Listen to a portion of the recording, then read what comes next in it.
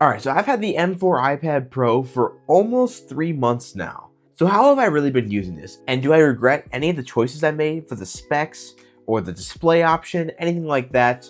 Let's talk about it. So first we're going to talk about how I've really been using this iPad in the last few months and if it's different than what I bought it for. And no, I think the reason I got this iPad is exactly the reason I use it day to day. And first and foremost, I got this iPad to make some videos on it. I really did want to use it for the channel and talk about it for you guys.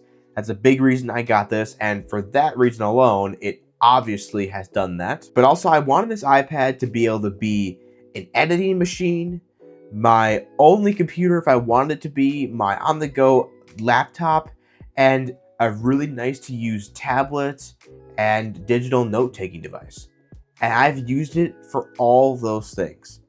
I could get away with this iPad and use basically no other piece of technology if I wanted to. If they could have an actual phone number associated with them and take phone calls and all that stuff too, I could potentially not even use my phone. Obviously, that's me not including the recording equipment I use for the channel because I use 2 iPhones for that. So that is really nice to have. But if I wasn't making any of these videos, I could seriously use this iPad and basically nothing else. I know that is not going to be the case for some of you guys out there, and that is totally fine. We don't all need to be switching over to only iPads and no more Macs, nothing like that. Like, no, that's not something people need to do.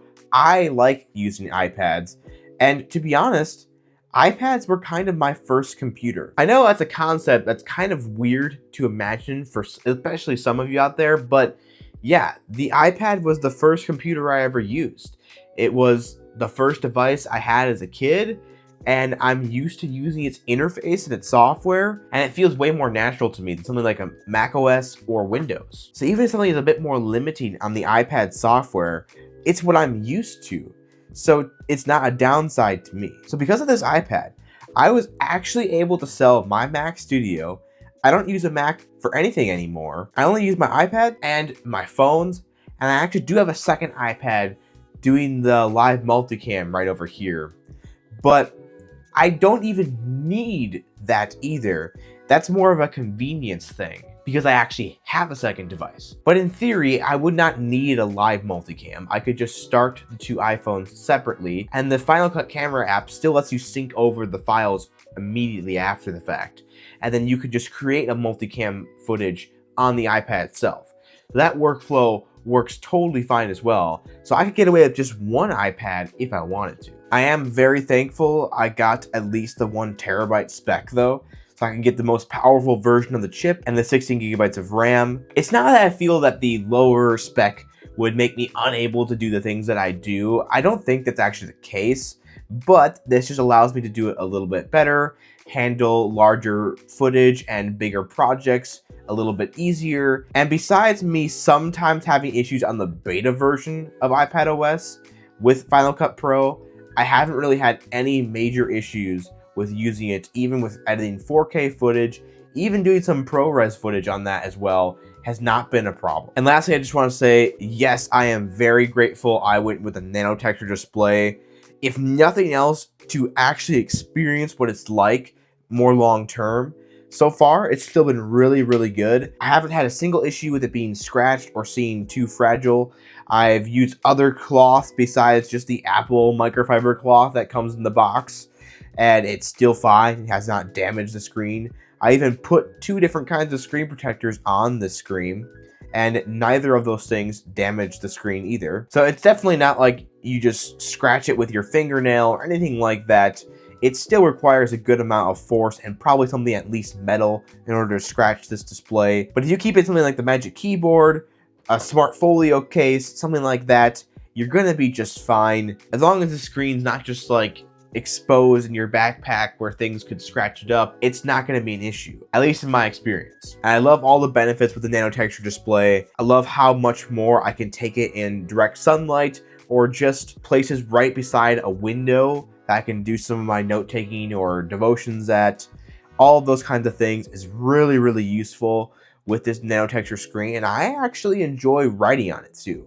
I know it's not what it's mainly designed for. I know it's not a paper-like screen protector or anything like that, but it does offer a different writing feel to standard glass, and I definitely prefer over standard glass.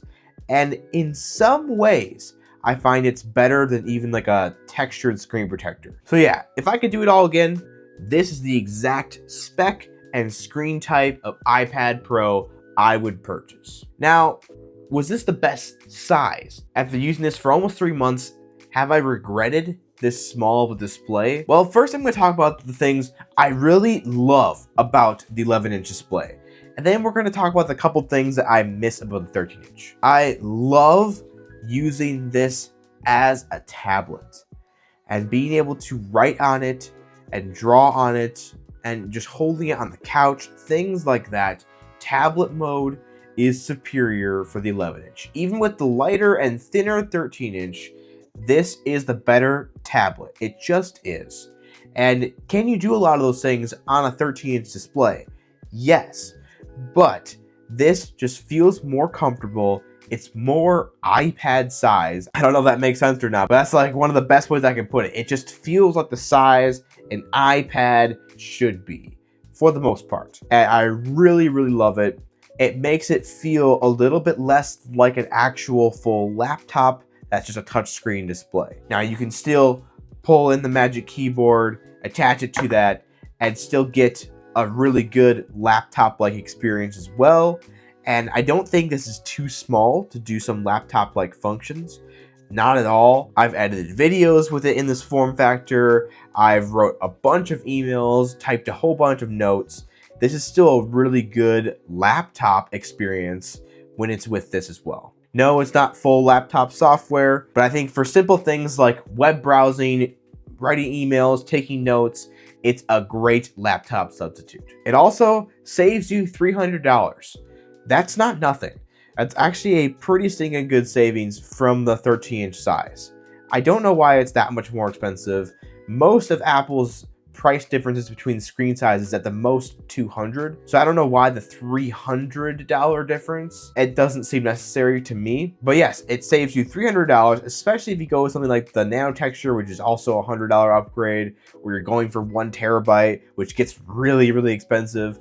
Saving $300 by going with this smaller size is actually pretty convenient. And as I've showed in several videos before, it fits really nice in restaurants and places like that, where you only have limited table space to utilize an iPad. And for me, that's an essential function. I like to take it anywhere I need to go and be able to work in any spot. So yeah, I am very glad I have the 11-inch size of iPad Pro, and this fits what I need really well. But there are a few things that I miss about the bigger size. While Final Cut Pro is totally usable on this smaller size, I've edited many videos this way.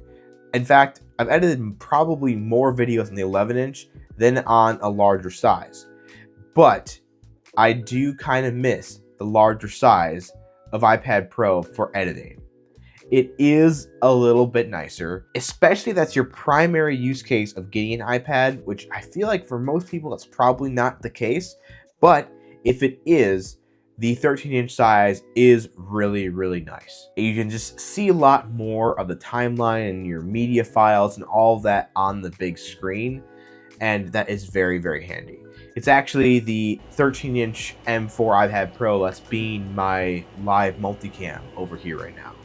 And it's nice because it's got a big screen and I can see my camera angles very well. And then it's right on here, so I can just edit it right on the same iPad as well. So that has been my workflow for the last couple of videos. I actually haven't really been editing on the 11-inch because just using this 13-inch M4 iPad Pro, it's all right here already. They're all being recorded directly on there, and then I just start doing it, and it just works so well. Also, the external drive function that they added in Final Cut Pro 2.0 is really, really nice, and I use that all the time on this 13-inch. But on the beta of iPadOS 18, that function is broken in Final Cut Pro. All the options are there, but when you go to actually do something that's on an external drive and have that be your location, it just tries to put it on my iPad location instead of actually on the external drive. So it just doesn't work. It's broken right now. And that's why I've basically been only editing on the 13-inch for the last couple of videos. But once that starts working better on the 11-inch iPad Pro, well, I will definitely be trying that again and seeing if I can do everything on this little iPad instead of using the big one for anything. And also the bigger iPad, it's more laptop-like. So if you like that 13-inch MacBook Air size, that actual more full-size laptop keyboard, and you're doing a lot of things with the Magic Keyboard and that's your primary use, well, the 13-inch feels really good with that. It's more that size. The aspect ratio is actually really nice for typing up documents and emails. It's not the best for content consumption, but for productivity, it actually has a lot of space and you can fit lots of things side by side, all that kind of stuff. It is a really nice iPad Pro. And because I'm fortunate enough to be able to use both, I can see the benefits and the downsides of both of them constantly. So I'm constantly going back and forth, weighing the pros and cons. But overall, this is the iPad I grab everywhere I go, especially when I'm leaving the house and going somewhere else. This is what I take, not the larger size, because I can fit this one everywhere I need it to be, and it's not too large and too cumbersome to actually take anywhere. I do like to use the Apple Pencil to take notes and utilize that function a lot on my iPad. And I like Freeform for certain things as well, and utilizing all the Apple Pencil features with that. And most things that use the Apple Pencil, I find work better with the 11-inch just because it's more portable, more handheld, more notebook size to me, and I really enjoy it. So yeah, this is the 11-inch iPad Pro. This is what I chose to purchase, and I don't regret getting it at all.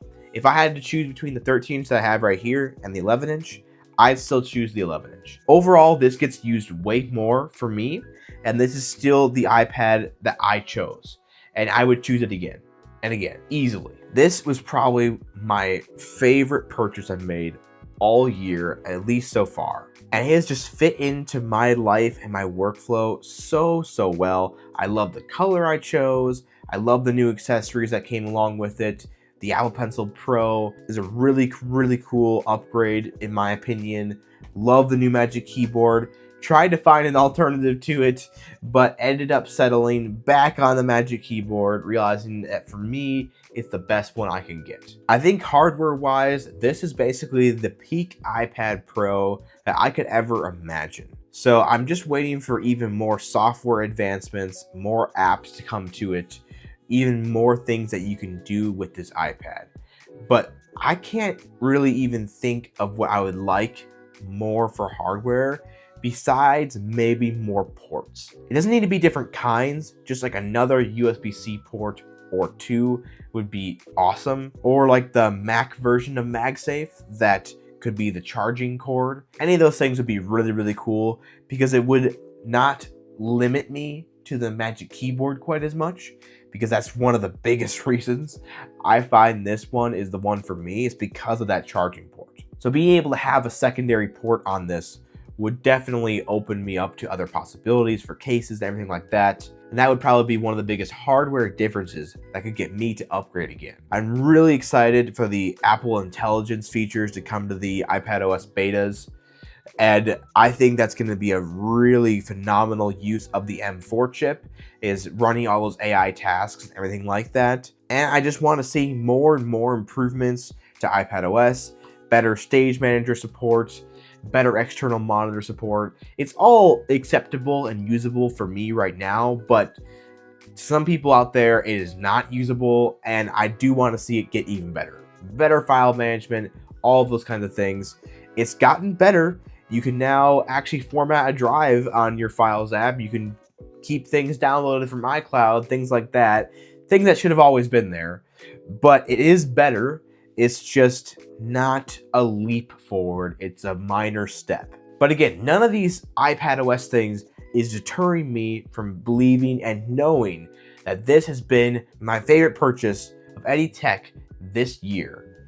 And I do not regret what I bought at all. Hopefully this more long-term review, along with any other reviews I've made in this channel, helps you guys make an informed decision on what, if any, iPad Pro you should be buying right now. If you enjoyed this video, please give it a like, comment below, comment any questions you have about the M4 iPad Pro. I've made so many videos off of people's questions and suggestions, so I would love to hear it. And of course, subscribe. I am trying to get to 5,000 subscribers before the end of the summer, and we're losing time. I got plenty more iPad content, plenty more tech of all sorts of content coming.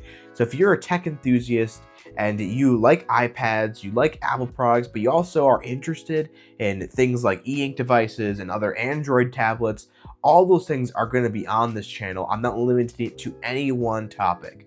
So if you just like technology, please subscribe, and I'm sure if it's not already on this channel, you'll find something coming out soon that you're gonna really enjoy. If you're curious about my setup at all, and you want me to make a video on how I use live multicam, let me know that in the comments below. It's the iPhone 15 Pro that's recording right here, and the Pro Max that's up top. And then I have an M4 iPad Pro right there, managing everything. And it does not need to be an M4 iPad Pro. I ran this off my M1 as well. The only reason I did the M4 here now is just because I can then edit right off of it immediately, and I don't have to switch over to another device. Anyway, guys, thanks for joining me. And as always, have a great rest of your day.